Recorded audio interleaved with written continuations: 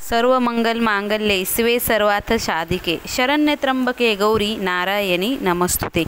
श्री स्वामी समर्थ। जय जय स्वामी समर्थ।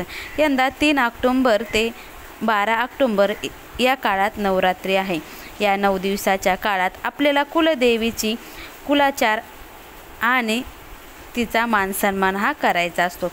कुलदेवीचा म्हणजे दुर्गा मातेच्या 9 रूपाची आपल्याला या काळात पूजा ही करायची असते।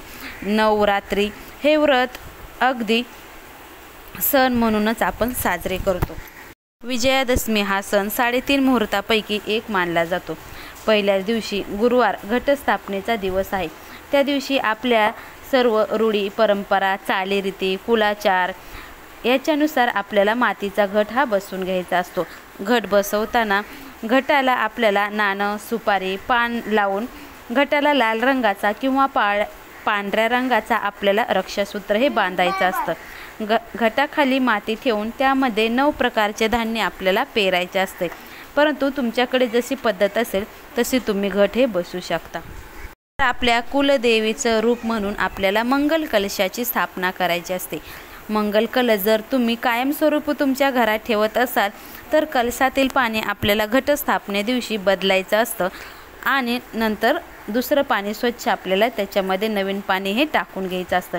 नंतर नारळ जर चांगला असेल तर तुम्ही तो ठेवला तरी चालेल, परंतु नारळाला जर कोंब फुटलेला असेल किंवा नारळ फुटला असेल तर तुम्ही तो बदलला तरीही चालेल। यावेळेस तुम्हाला दुसरा घट बसवायची काही गरज नाही। मग नवरात्रीत आपण कलशस्थापना करीत असतो। परंतु तुम्ही जर अगोदर घट बसवला नसेल तर तुम्ही या 9 ते 10 दिवसात घट बसवला तरी चालेल। घट स्थापन केल्यानंतर घट आपल्याला हलवायचा नसतो, त्यामुळे तुम्ही तो घट चांगल्या व्यवस्थित ठिकाणीच ठेवा, ज्याकरून त्याचा तुम्हाला धक्काही लागणार नाही।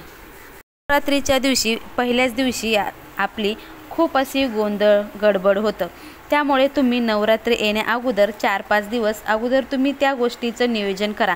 तुम्हाला घटस्थापनेच्या अगोदर काय पाहिजे काय नाही ते लिहून ठेवा, म्हणजे काय होईल तुमचा गोंधळ उडणार नाही आणि तुम्ही काहीही विसरून जाणार नाही।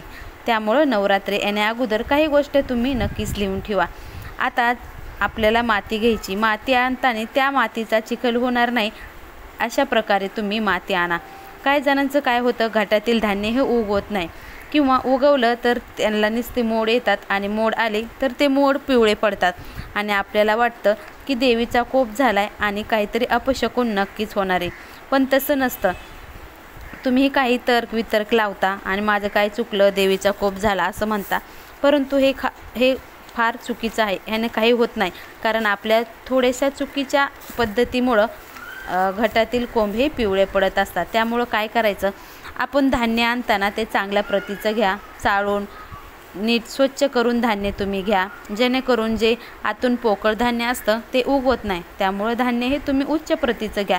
तसेच घटाची माती पण चांगली घ्या आणि धान्य जर उगवायचं असेल तर काय करायचं, घटस्थापने अगोदर तुम्ही पाण्यात रात्रभर धान्य भिजवत ठेवा आणि घटस्थापना करतात त्या दिवशी ते आपण जे धान्य उगवले ते स्वच्छ असं चाळणीत नितळायला ठेवा आणि ते थोडं सुकलं की मग नंतर तुम्ही ते मातीत टाका। ह्याने छान असं धान्य उगवल।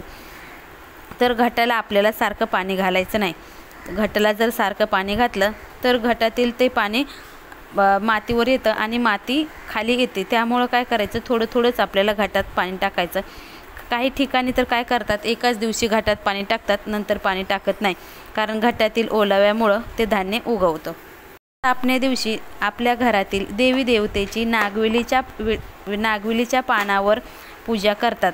तर काही ठिकाणी वेगवेगळी पद्धत असते, तर तुम्ही तुमच्या पद्धतीनुसार देवी देवतेची पूजाही करू शकता। परंतु काही ठिकाणी घटात देवीचा टाक हे ठेवला जातो आणि काही ठिकाणी दुसऱ्या देवांचीही रोज आंघोळ घातली जाते, परंतु तसं नाही। एकदा घट बसवला तर देवी देवताला आंघोळ घालत नाही, परंतु तुमच्या रूढी परंपरा जशा असतात त्यानुसार तुम्ही हे करू शकता। दुसरं म्हणजे काय, नागविलीची पान आपल्याला घटाला पहिल्या दिवशी पहिली माळ ही नागविलीच्या पानाची असते। तर नागविलीच्या पानाची माळ करताना ती सुईनं तुम्ही शिवायची नाही, आपल्याला इथं गाठ मारूनच विड्याच्या पानाची आपल्याला माळ करायची असते आणि माळ ती व्यवस्थित अशी बांधा, जेणेकरून माळ हे खाली पडणार नाही।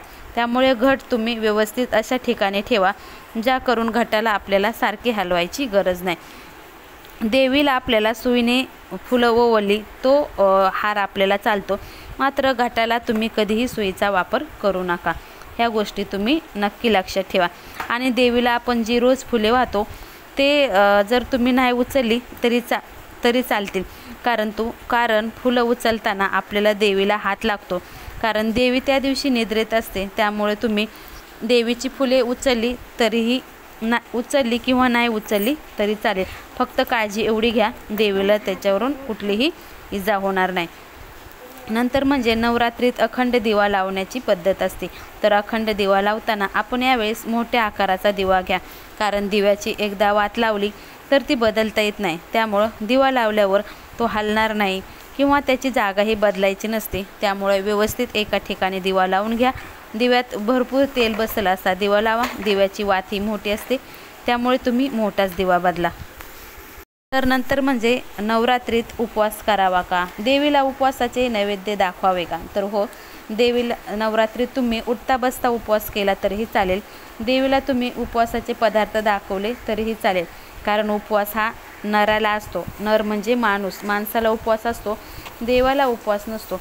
त्यामुळे तुम्ही देवीला घरात जर एकानेच उपवास धरला असेल आणि बाकीच्यांना तुम्ही सात्विक भोजन केलं असेल तर कांदा विरहित तुम्ही नैवेद्य देवीला दाखवू शकता. परंतु घरातील सर्वांनी जर उपवास केला असेल तर उपवासाचे पदार्थ देखील तुम्ही देवाला दाखवू शकता, किंवा साखर फळं असतील त्याचा नैवेद्य दाखवला तरी चालेल.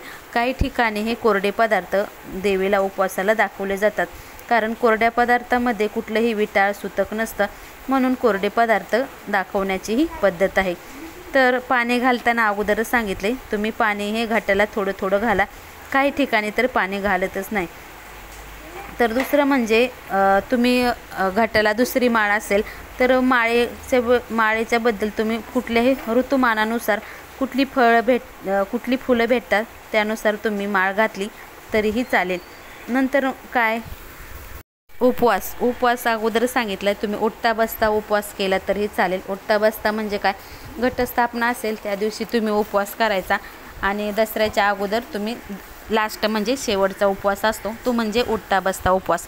काही जणांचं काय असतं, आम्ही दरवर्षी उपवास धरतो, परंतु यावर्षी आम्हाला उपवास धरायला जमणार नाही, तर काय करावे?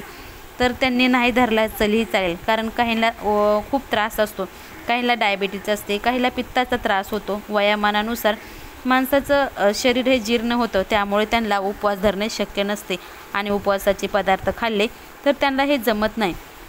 त्यांनी उपवास नाही धरला तरीही चालेल. काही त्यांच्या एखाद्या घरातल्यानी उपवास धरला तरीही चालेल, आणि कुणीही धरला नाही तरीही चालेल, कारण कुठंही असं लिहून ठेवलं नाही की उपवासच करायचा असतो. फक्त आपण आपली पूजा मांडा, कुलाचार करा, उपवास करता आला तर करा, नाही केला तरी चालेल. उपवास फक्त आपल्याला आपल्या विचारांचा करा. उपवासा दिवशी आपल्या विचारांचा त्याग करा, वाईट सवयींचा त्याग करा. ह्या जर त्याग केला तर उपवास धरायची काही गरज नाही. नवरात्रीच्या काळात काही व्रतवैकल्यही करायची असतात, काही नियम हे पाळायचे असतात. तर काय नियम, तर दुपारी तुम्ही झोपायचं नसतं. उपवासाच्या काळात तुम्ही झोपू नका, संध्याकाळी फक्त झोपा, दुपारी तुम्ही झोपू नका. या 9 दिवसात ब्रह्मचार्याचंही पालन करायचं असतं, कारण आपल्या घरी देवीचा घट बसलेला असतो, म्हणून ह्या नियमाचंही पालन करायचं असतं. दुसरं, मांस मच्छी म्हणजे मांसाहार तुम्हाला या काळात करायचं नसतं. तुम्हाला जर दुर्गा सप्तशतीचं पारायण करायचं असेल, शक्य असेल तर तुम्ही हे पारायण करू शकता. परंतु तुम्ही बाहेर कामाला असाल, नोकरीला असाल तर तुम्ही तुमच्या निस्ता ओम कुलदेवताय नमः या कुलदेवतेच्या मंत्राचा जप केला तरीही चालेल. जेवढी शक्य होईल तेवढी तुम्ही सेवा करा. काहींच्या मनात असा प्रश्न असतो की घटस्थापना झाल्यानंतर आम्हाला घटस्थापने दिवशी कसं सुतक असतं, मासिक धर्म असतो, तर आम्ही नंतर घटस्थापना करू शकतो का? तर नाही. घटस्थापना ही आश्विन शुद्ध प्रतिपदेलाच केलेली असते, त्यामुळे त्या दिवशी ती करायची असते, नंतर ती करता येत नाही. त्यामुळे या गोष्टीचं तुम्ही नक्कीच पालन करा. तर आपल्या घरी नवरात्र चालू असते, दिवा अखंड चालू असतो, पूजा आरती चालू असते, आणि आपण घराला कुलूप लावून जातो. तर असं करू नका. तुम्हाला जर बाहेर जायचं असेल तर तुम्ही घरातील एका व्यक्तीला घरी ठेवा आणि नंतर तुम्ही घरात जा. परंतु आपल्या घरी देवीचा घट बसलेला असतो. देवी आपल्या घरी विराजमान असते आणि तुम्ही बाहेर मौज मजा करत फिरत असता. तर तुम्ही हा नियम नवरात्रीत नक्कीच पाळा. घरातील एक जणांनी तरी घरी नक्कीच बसा. त्यामुळे आपल्या देवीचा वास आपल्या घरात राहील. कुलदेवीचा वर्षातून एकदा सण येत असतो आणि या सणाला तुम्ही असं करता. तुम्ही असं करू नका. तुम्ही एक जणाला घरी बसवा. तुमचं काही कारण असेल तर तुम्ही घराला कुलूप लावले तरी चालेल, परंतु विनाकारण आपल्याला फिरण्यासाठी तुम्ही आपल्या घराला कुलूप लावून नका. त्यावेळेस तुम्ही एकाच्या तरी घरी नक्कीच बसता. तर देवीचा आपल्याला नवरात्रीमध्ये कुलाचार करायचा असतो. 5 दिवस झाल्यानंतरच आपल्याला देवीची ओटी भरायची असते. 7, 8, 9 माळ चालू असते त्यावेळेस तुम्ही देवीची ओटी भरा. नवरात्रीचा मध्यम झाल्यानंतरच आपल्याला देवीची ओटी भरायची असते. तर तुम्हाला जर काही प्रॉब्लेम असतील तर तुम्ही भरली तरीही चालेल, कारण नवरात्रीत 9 दिवस हे सारखेच असतात. परंतु 7, 8, 9 या माळेला तुम्ही ओटी नक्कीच भरा. नंतर तर पूजन हे अष्टमी आणि नवमीला करतात. परंतु अगोदर सांगितलं, तुम्हाला जर काय अडचण असेल तर तुम्ही नवरात्रीमध्ये कधीही केलं तरीही चालेल. मागं पुढे एखादा दिवस झाला तरी काही हरकत नाही. परंतु या नवरात्रीमध्ये तुम्ही या सेवा नक्कीच करा आणि नवरात्रीमध्ये देवीचा कुलाचार नक्कीच करा आणि कुलदेवतेला तुम्ही प्रसन्न